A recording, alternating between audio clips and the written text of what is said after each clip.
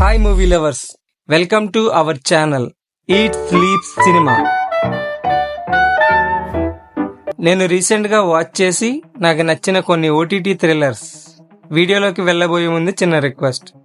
Video last వరకు చూడండి, ఖచ్చితంగా మీకు నచ్చే జోనర్లో ఒక్క సినిమా అయినా ఉంటుంది. ముందుగా ఇమాక్యులేట్ మిస్టరీ థ్రిల్లర్. పాయింట్ ఏంటంటే, జీసస్ డివోటీ అయిన సెసిలియా అనే అమ్మాయికి ఇటలీలోని కంట్రీ సైడ్ ఇల్లుస్ట్రేషన్ కాన్వెంట్కి నన్గా ఆఫర్ వస్తుంది. అక్కడికి వెళ్ళిన తర్వాత కొన్ని రోజులకి వెర్జిన్ అయిన ఆ అమ్మాయి ప్రెగ్నెంట్ అవుతుంది. అసలు ఇలా ఎలా జరిగింది?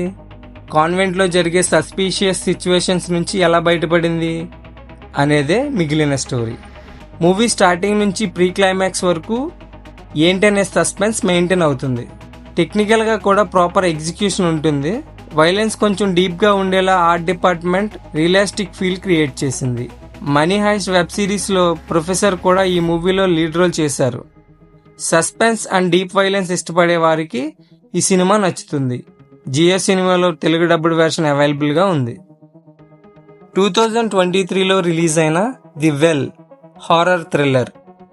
నోవైస్ ఆర్ట్ రీస్టోరర్ అయిన లీసాకి ఒక చిన్న ఇటాలియన్ విలేజ్లో ఫైర్ డ్యామేజ్ అయిన మేడియేవల్ పెయింటింగ్ని రీస్టోర్ చేయడానికి వెళ్తున్నప్పుడు ట్రావెలింగ్లో ఒక ముగ్గురు పరిచయం అవుతారు. వాళ్ళు కూడా సేమ్ విలేజ్ వెళ్తున్నామని చెబుతారు. అసలు వాళ్ళెవరు? రీస్టోరేషన్కి వెళ్ళిన ఆ ప్యాలెస్లో ఎటువంటి సంఘటనలు జరిగాయి అనేదే మిగిలిన కథ. ఫైర్ డ్యామేజ్ అయిన ఆ పెయింటింగ్ రీస్టోరేషన్ ప్రాసెస్లో ఇల్యూషనరీ షాట్స్ బాగుంటాయి. ఈ పెయింటింగ్కి అక్కడ జరుగుతున్న సిచ్యువేషన్స్కి సంబంధించిన లింక్ బాగుంటుంది. లో ప్రొడక్షన్ వాల్యూస్ ఉన్నప్పటికీ అక్కడక్కడ జంప్ స్కేర్ మూమెంట్స్ వర్కౌట్ అయ్యాయి. ఈ మూవీలో కూడా డీప్ వైలెన్స్ ఉంటుంది. హారర్ అండ్ డీప్ వైలెన్స్ ఇష్టపడే వారికి ఈ సినిమా నచ్చుతుంది. ప్రైమ్లో రెంటల్ బేసిస్లో అవైలబుల్గా ఉంది. 2005లో వచ్చిన వోల్ఫ్ క్రీక్. ఒక ముగ్గురు కలిసి వోల్ఫ్ క్రీక్ అనే నిర్మానుష్యమైన ప్రదేశానికి లాంగ్ డ్రైవ్కి వెళ్ళి వస్తుండగా కార్ ఆగిపోతుంది. అప్పుడు ఒక స్ట్రేంజర్ హెల్ప్ తీసుకుంటారు. ఆ తర్వాత ఏమైందనేదే మిగిలిన స్టోరీ. ఈ మూవీ మొత్తం 1 hour 45 minutes ఉంటుంది.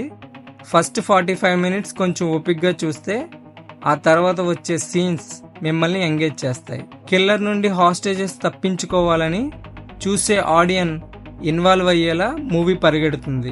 లాస్ట్ వరకు సేమ్ ఫీల్ లోనే ఉండిపోతాం.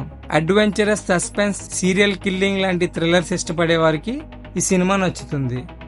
స్ట్రీమింగ్ లో అవైలబుల్ గా లేదు. డిస్టోపియన్ అనే సిటీని రూల్ చేసే వ్యాన్ డెర్ కాయ్ ఫ్యామిలీలో హిల్డా అరాచకంగా డెఫ్ అండ్ డమ్ అయిన యంగ్ బాయ్ ఫ్యామిలీని చంపేస్తుంది.